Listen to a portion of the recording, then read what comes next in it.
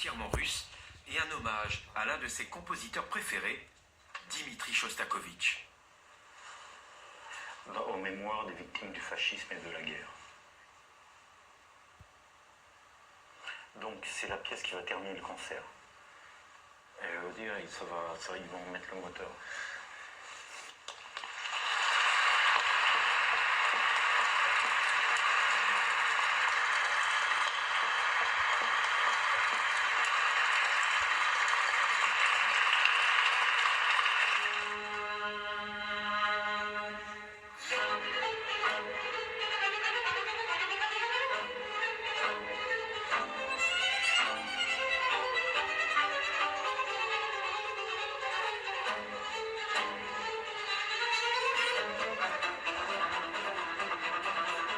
Dans la salle ce soir-là, Tatiana, aux premières loges, pour apprécier le maestro.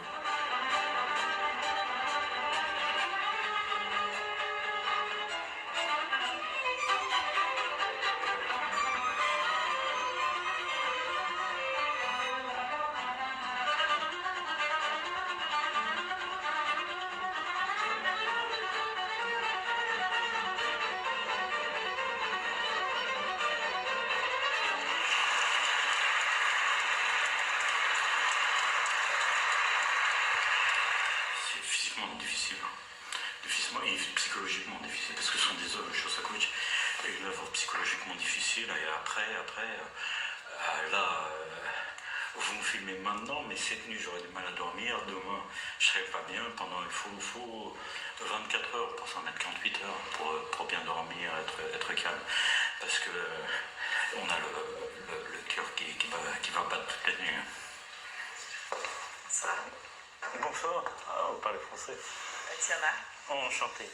Merci d'être venu au concert. Merci à vous pour ce concert, il était magnifique. Merci beaucoup. C'est la première fois qu'on jouait Ici? Ici, voilà. D'habitude, c'est la Philharmonie Mariinsky. Non, Philharmonie plutôt. Voilà. On aimerait faire une saison ici, 5-6 concerts dans l'année. Donc j'espère que ça va fonctionner. On viendra avec plaisir. Tatiana est de tous les concerts, surtout lorsqu'il s'agit de français.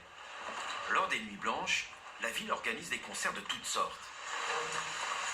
Le soir même, elle doit rejoindre Jocelyn. Il joue dans une ancienne usine.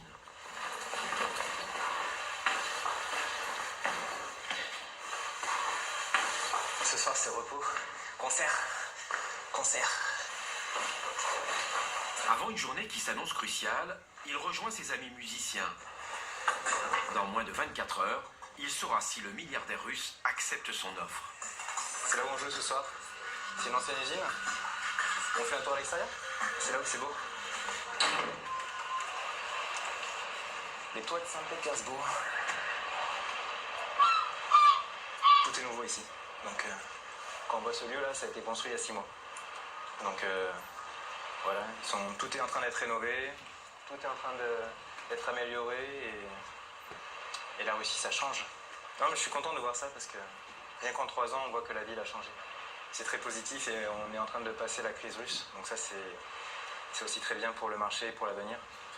Ça s'engage très bien. Pour Jocelyn, pas de doute, la Russie est un marché porteur.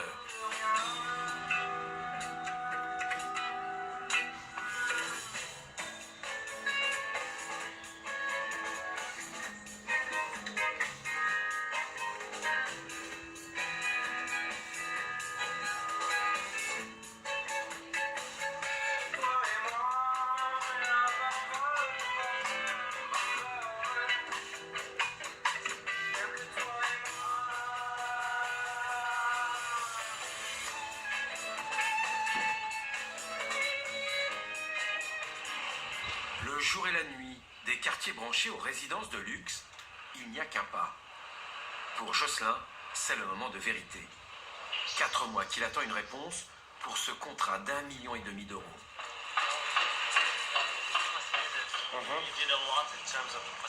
Nous approchons de la dernière ligne droite et des dernières finitions. Comme vous pouvez le voir, c'est plus ou moins terminé. À la fin, ça rendra vraiment bien, regardez. Nous sommes proches du but. Nous espérons boucler le projet avant la fin de l'été. Great. Parfait. Ce qui est intéressant, c'est qu'ils ont aussi des problèmes d'eau, comme à l'époque de Pierre le Grand. Parce que Saint-Pétersbourg, c'est un marécage.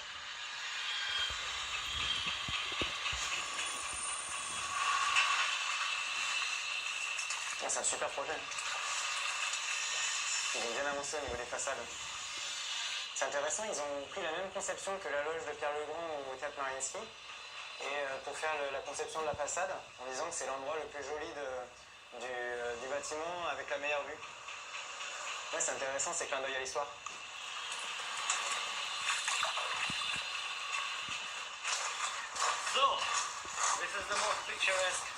Aujourd'hui, les 2 tiers des appartements sont vendus. Le plus cher est celui qui se trouve au dernier étage. Près de 7 millions d'euros. Waouh, la vue qu'on a là, on dirait un bateau, en fait, on dirait la proue d'un bateau ici. C'est avancé là. En plus, on donne sur la mer. Enfin, c'est impressionnant de se dire que il y a des projets comme ça et il y a des personnes qui vont vivre dans ce type d'appartement avec ça sera une terrasse. Et aujourd'hui, ils sont au niveau.